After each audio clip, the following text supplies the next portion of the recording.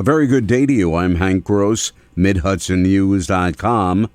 It's Tuesday, December 19th. The news today brought to you by the Galleria at Crystal Run.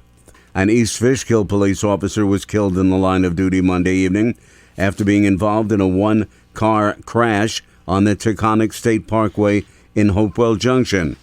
A 34-year-old Matamoros, Pennsylvania man was killed in a one-car crash on Interstate 84 in the town of Greenville early Sunday, state police said. Troopers said Christopher Martini was driving a 2006 Acura RSX westbound on the highway when the vehicle ran off the road.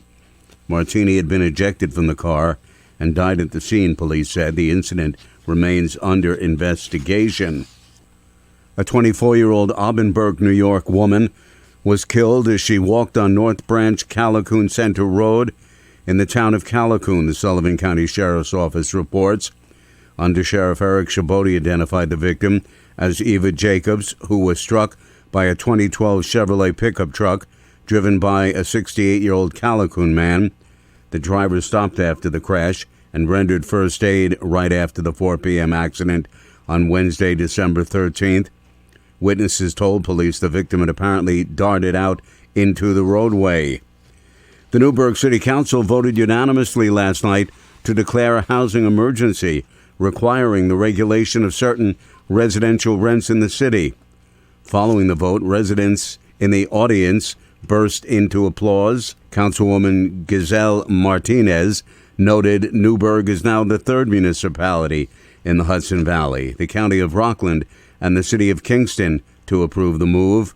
The vacancy study just showed something that we already knew, that what we already felt. There's a housing crisis, and although this isn't the only solution, there are multiple moving pieces that we're going to continue working on. The next step in the process is for the city to recommend 9 people to serve on a rent guidelines committee, with the state making the final determination. A proposal that would have made available public spaces for survival of homeless people failed in the Ulster County Legislature last night when lawmakers deadlocked at 11-11.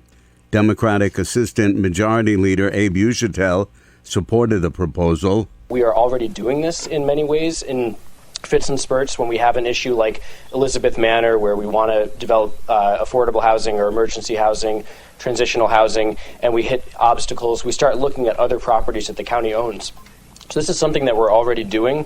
This would merely make it a policy that we have to consider it. It's something that we already do on a case-by-case basis, and this basically just says that this is something that we're going to continue doing. When the resolution failed, residents in attendance at the meeting booed. Dutchess County has signed a lease for the Sky Harbor Aviation Company to construct hangars to house up to 15 corporate jets at the county-owned Hudson Valley Airport in Wappinger.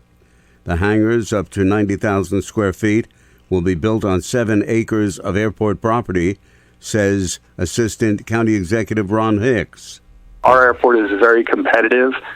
We generate most of our economic activity is based on fuel sales and really the jobs that are created from the operations. And now with our training facility, the Aviation Science Center, we're creating new pilots, we're creating aircraft mechanics. In fact, the students going through these programs are getting job offers before they graduate. Hicks said the airport does have jet traffic, but none of the aircraft are based there at the present time. More news right after this. Find over 100 retailers allowing you to spend hours shopping safely at the Galleria at Crystal Run. Enjoy the big brands and the diverse selection of family-owned stores all in one location. The Galleria at Crystal Run offers dining options for everyone with Fuji 110 Grill, Allen's Mediterranean Grill, and Peru Cuisine. Discover the Mid-Hudson Valley's premier shopping, dining, and entertainment destination, the Galleria at Crystal Run. For more information, follow us on Instagram, Facebook, or visit GalleriaCrystalRun.com.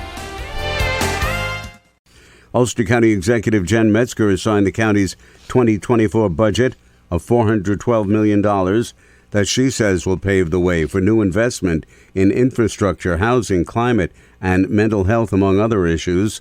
Metzger says the spending plan keeps taxes flat. The county legislature adopted the budget on December 6th by a vote of 18-3. Following a meeting of the Dutchess County Legislature yesterday, Republicans gathered to choose their nominee to serve as chairman of the full body in January. The legislature's majority party has selected current Majority Leader Will Truitt of Hyde Park to serve as the chairman of the legislature beginning in January.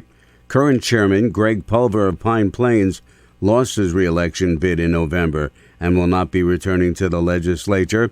The longtime public servant will serve as the Dutchess County Controller, though, replacing Democrat Robin Lois, who's been named Deputy State Controller beginning next month.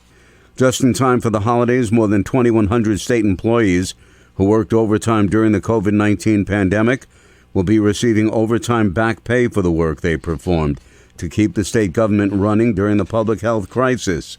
The back pay, totaling nearly $3 million, will go to more than 1,700 members of the Public Employees Federation and 400 members of the Civil Service Employees Association.